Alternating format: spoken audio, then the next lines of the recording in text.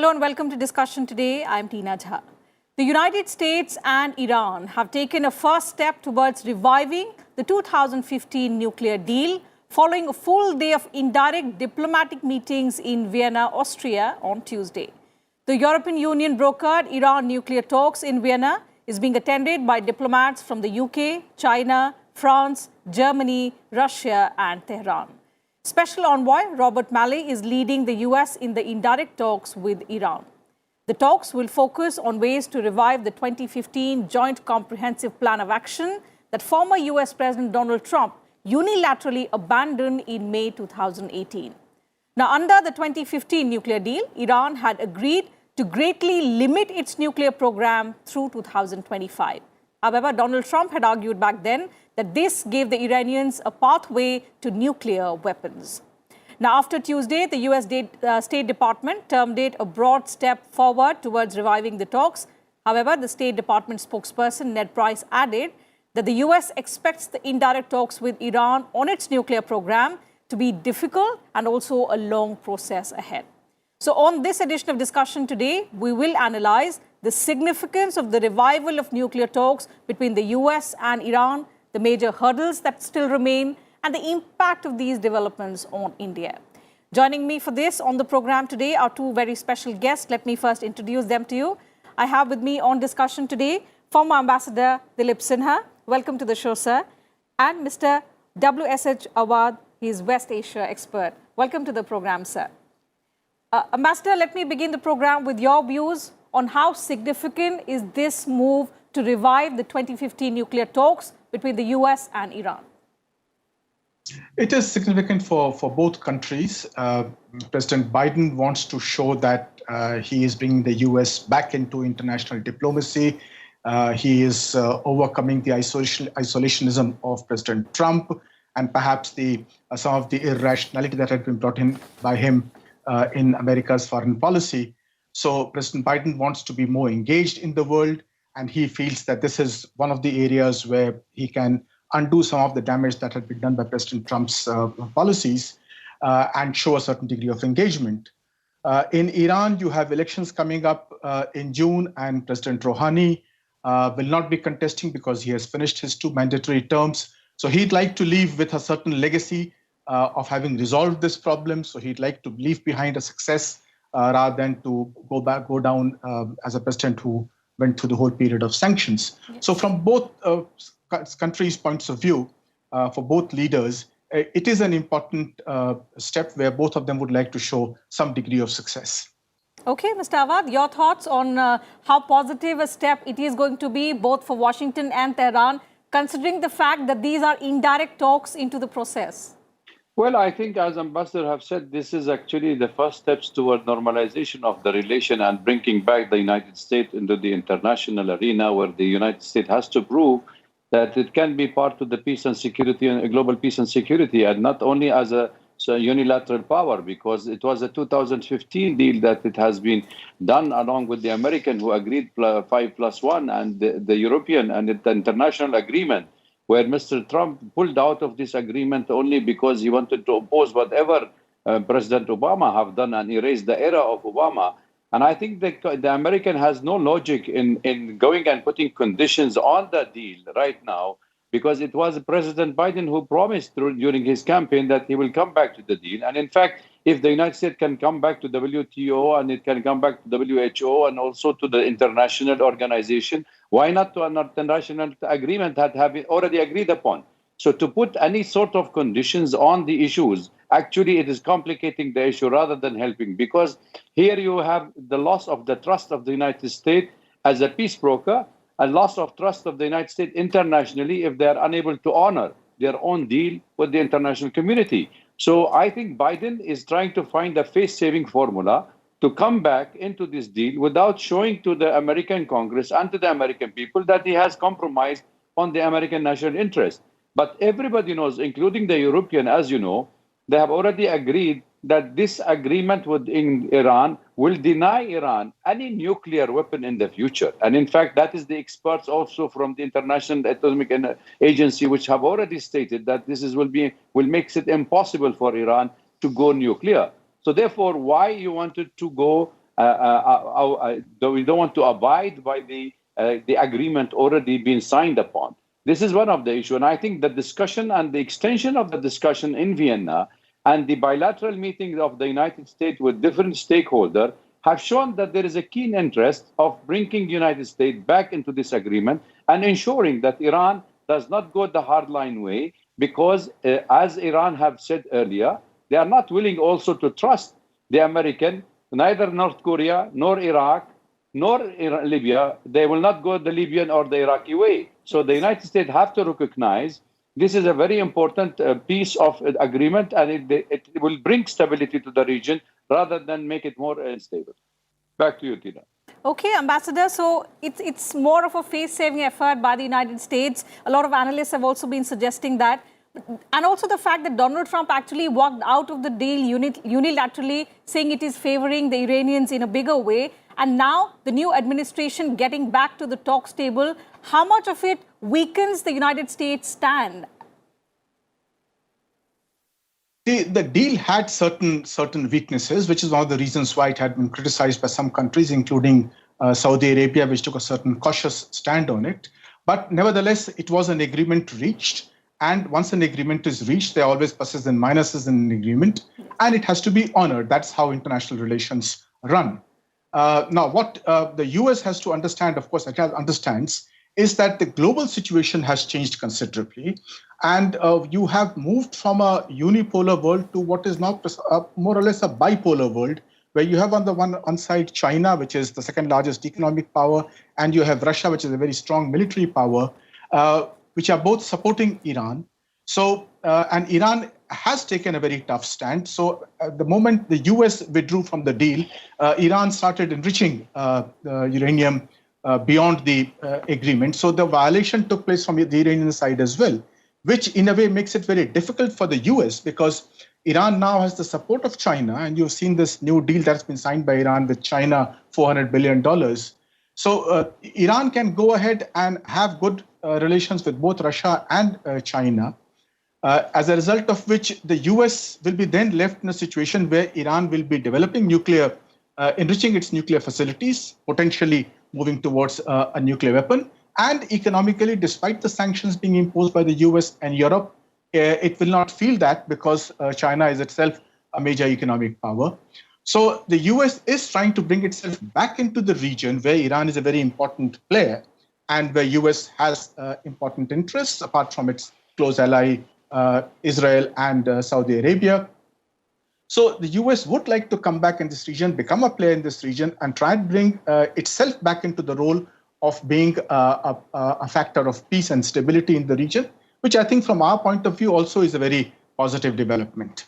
Okay, Ambassador, when you say global considerations have changed considerably over the years, back in 2015, there were several stakeholders into the deal. Where do they stand as on date, particularly if we talk about Russia and China? Has there been a change in their stance as far as the nuclear deal is concerned?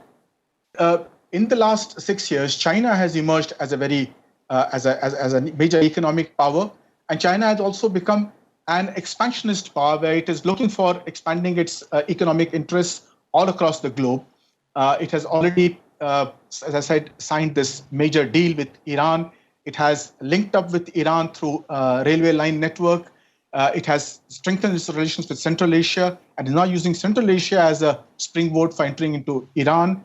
Mr. Wang Yi, the foreign minister of China, went across and toured the entire Middle East region very recently. So China is positioning itself as a major player in this region.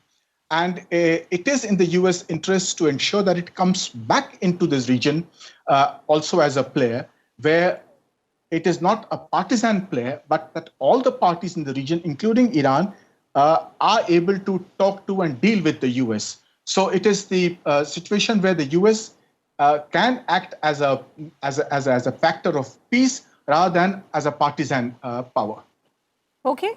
Mr. Awad, coming back to you on the hurdles that these talks could face, obviously the larger aim is to balance both the concerns as well as interests of both Washington and Tehran. But what are the hurdles that could come in the way? Well, I think the commonality between the United States and Iran is very strong in the region. In fact, if the United States, apart from Israel, it can find lots of commonality with Iran in the interest of keeping the Persian Gulf stable and the American money flowing, and also the global trade is on. Because here you can see Iran is a very geopolitically located, very important in the north-south corridors, in the pipelines which could come from Europe into Eurasia, into China, into India, where it will play a major role in any future plan of the connectivity. Having said that, I would say also that the United States only trying to complicate the issue because of the Israeli interest, for sure. Ambassador mentioned it, and I wanted to stress on this point. The only complication and the only objection that the United States is trying to put a hurdle on this is the ballistic missile capability of Iran, which is a very strong and can reach and can hit even any part of Israel, because nobody talk of Israeli nuclear arsenal, but only they are talking of Iranian ambition to have a nuclear, though they don't have it yet, but they're talking of ambitious Iran of having a nuclear weapon.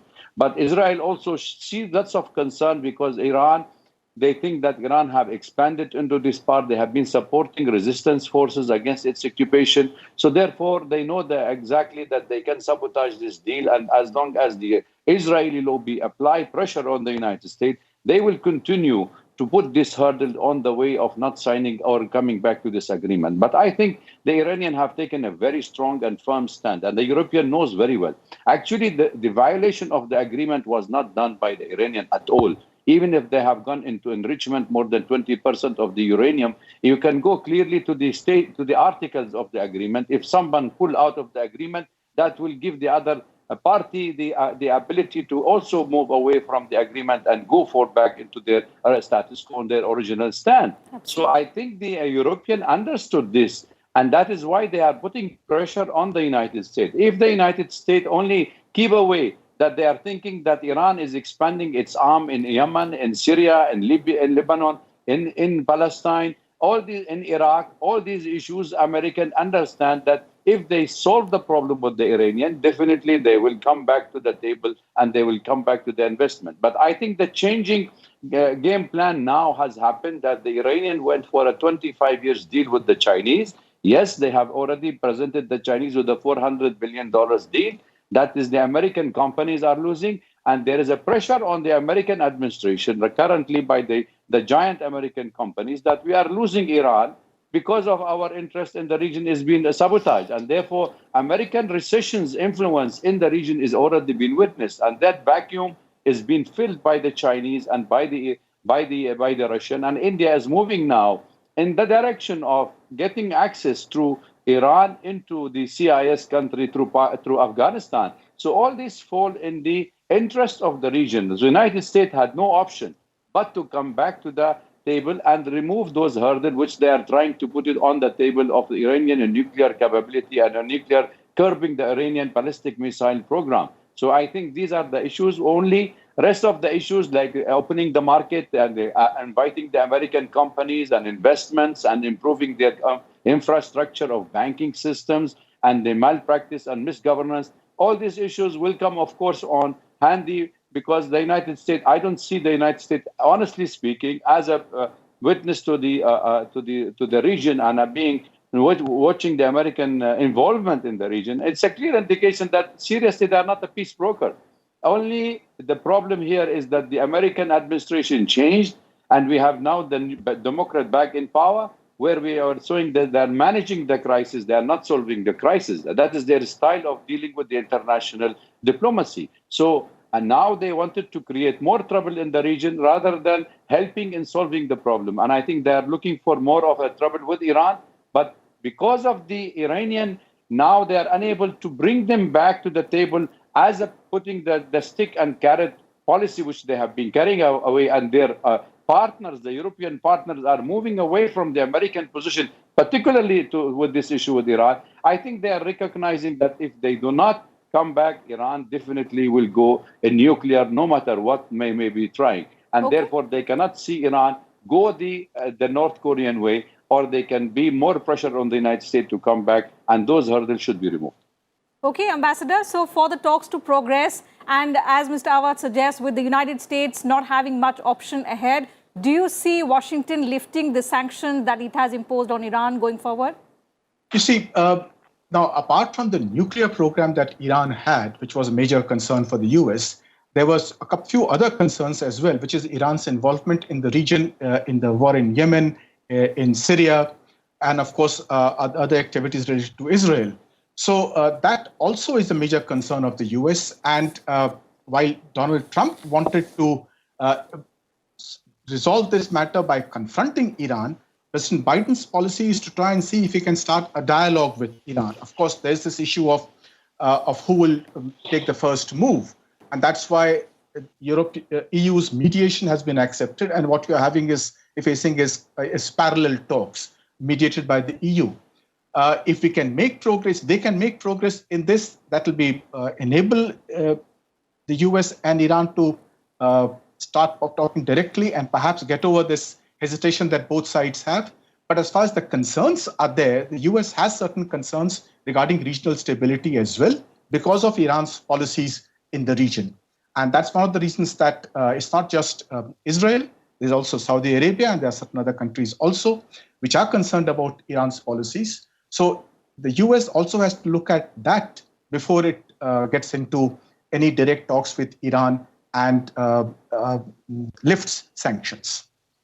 Okay, Mr. Awad, how much of a barrier is this small window of opportunity? Because the elections are due in Iran in June, and we have like less than 2 months. So how are both sides going to utilize this time? Because after the presidential elections, who knows what is in store for the nuclear talks to progress, and whether they will at all after these election results are declared? Well, definitely it will harden the Iranian position if the people join and take over the presidency or the parliament in Iran for sure. But I'm also aware that the public opinion in Iran, irrespective who is in power, already agrees that this deal is a national interest of Iran, and therefore they have to stick to it. They have to keep firm their position, and that is why the United States will find it very difficult to break Iran or to break Iran from within. I am always of the opinion that the United States will come back to the Iranian, no matter what it may be, because they know the value of Iran. We know that they have been the watchdog of the American interests prior to the Iranian Revolution. You know, until 1979, it was Iran who was guarding the American interests in the region, who were the 12th largest power in the world by the American. It was the American, in fact, and the French who have already built the nuclear plant for Iran. So therefore, if you were the one who were building those nuclear plant and suddenly you change of your interest because Iranian wanted to a revolution and they changed the embassy of Israel into embassy of Palestine in Tehran, and then you recognize that your interest becomes sabotaged, and now you see that it is because of this you are anti-Iranian policy. It doesn't work in the international politics anymore. You need to recognize that Iran is a cultural, is a civilized country, and it is strong enough to stand on its own despite the American sanction. It is since 1979, the sanction is on Iran by the Americans. What they have done, they have improved their position. They have strengthened their capability, industrial also. They are also manufacturing weapons in Iran. They are also exporting. So the American and the European realize that the sanction does not work anymore. Sanction only, it is a terror tool used by certain countries to destroy and sabotage the stability inside the country. But I think that tool is no more can be used because it's only double the black market money. That's all. And you can get all your weapons. You remember during the Iraqi, Iranian war, the first war, Gulf War, it was the Israeli and the American who sold the spare parts to Iran in Iran Gate. And they were helping the Contras in Nicaragua and all with the money they have made profit out of it with the CIA. So therefore, it's the interest. It's nothing to do with ideology, with the American that they are worried about, their interest being sabotaged because American company are losing. That is what the only issue here. The conflict of interest will remain a major issue. Iran has fought with Iraq. American help Iraqi Saddam Hussein. They give the Iranian Iraq on a golden platter. They went into Syria. They did the similar fashion. They went into Libya. They have taken it from the American, have taken Libya. So where Iran influence has been in the region, it is because of the American. involvement in this region. It's not because otherwise, because first Gulf War, it was the American who supported Saddam Hussein, along with the European, along with the GCC. So where Iran comes, I don't see from 300 years ago that Iranian have really been involved in any direct war with any country neighboring it. So therefore, the ultimate goal of the American and the West, in fact, is to drag Iran into the Sunni-Shia conflict with the majority Sunni countries led by Saudi Arabia against Iran, which we consider the arch of resistance or axis which we have created from Syria, Iran, Iraq, Lebanon and Palestine, against an American axis which has been created by Israel, Saudi Arabia, UAE, and also Egypt into the Iranians. So they want us to forget that there is Israel occupation of Palestine, and our real enemy is Iran and is not Israel. So therefore, there is a change of plan, but there is also, it is a part of the global pictures developing, Tina, in the region. We are part of the international new order, and we are living in a very anarchic world now. And I think Ambassador will agree with me, as he said at the beginning, that we are in a multipolar world. India is emerging, Russia is emerging, BRICS is taking part. So United States is no more the unipolar. So we need to reshape this international new world order to find a place for a small power, regional power, to take their own part in this part. So I think in overall pictures, America and Iran will come back together if the Israelis put pressure on the United States and tell them, as they have told them during the Shah visit to America, that the Shah was a friend of Israel, and receive him at the White House. I think they will do the same when they solve the problem with the Iranians. Okay, Ambassador. So I think the complexities, the concerns, the hurdles going forward are going to be many. And perhaps the United States acknowledges that. That explains their statement that it is going to be a long and difficult process ahead. So for those currently meeting in Vienna, what are the options ahead? What is the potential pathway forward? The most difficult task is for the EU diplomats who are shuttling between the two US and Iranian delegations, carrying messages across. The next round of talks, I believe, is on Friday. Yes. So it's a difficult task for them. The EU is very keen to bring Iran and the US together, to revive the deal, and to enable the US to come back as a player in this region, and also to bring Iran out of its shell. Number one, because of the sanctions, and also because of the leaning that Iran is having towards China and Russia, which from the EU's point of view is not a good thing, nor is it perhaps from the US point of view. But it's good that you have a president like President Biden in office in the US, because he, being a multilateralist, a person who works closely with his allies, understands global affairs, and does not follow a confrontationist policy, is a good sign of the possibility of success, at least some baby steps being taken in Vienna to move towards a greater agreement in the future. Okay, Mr. Awad, one final comment from you on what is the potential pathway forward for the talks to proceed so that balance and interests of both Washington and Tehran are taken care of? I think the best way is the United States, as they have agreed, and I started my discussion, come back to the agreement, adhere to the commitment you have made to this international agreement, and let every party come back also to the status quo they have developed, and let the sanction be left on the country, and things move forward, because there are lots of potential of investment for all the country. Now we are suffering from a COVID-19 pandemic, which have already affected most of the economy or global economy. And I think coming back to the agreement without any condition is the best way out of the current blockage. All right. So with that, I'll have to call it a wrap on this edition of Discussion Today. Thank you once again to both my guests for joining me on the program and sharing your perspective with us and our viewers. Pleasure having you on the show. So that's it from us on Discussion Today. Just in case you missed the television broadcast of our program, let me remind my viewers that you can also catch it on YouTube and also on Twitter, and you can get back to us with your feedback and suggestions. Also, a gentle reminder to all those watching our program, in the wake of rapid surge in cases of COVID-19, do continue to maintain COVID-appropriate behavior. Wear masks, wash your hands and face regularly, and maintain physical distancing whenever you step outside. These are simple precautions that we must take in order to defeat the pandemic. Take care of yourselves and your families. Thank you for your time.